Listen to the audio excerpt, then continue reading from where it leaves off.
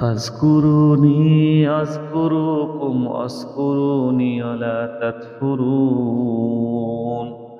ইয়া আইয়ুহাল্লাযীনা আমানু নাস্তাঈনু বিস-সাবরি ওয়াস-সালাত ইন্নাল্লাহা মা'আস-সাবিরিন। আসসালামু আলাইকুম বন্ধু সকল। আল্লাহ বলছেন, ফাজকুরুনি আযকুরুকুম, তোমরা আমাকে স্মরণ করো, আমি তোমাদের স্মরণ করব। ওয়াশকুরুনি ওয়ালা তাকফুরুন, আমার শুকর আদায় করো, না শুকরিয়া করো না।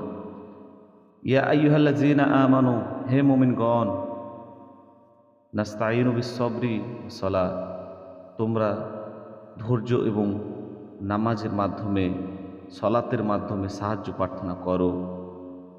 ইন্নাল্লাহা মা'আস-সাবিরিন, নিশ্চয় সবরকারীর সাথে আল্লাহ আছেন। সূরা বাকারা 152 থেকে 153 নম্বর আয়াতে এই দুটি খুব গুরুত্বপূর্ণ আয়াত, খুব সুন্দর কথা বলেছেন।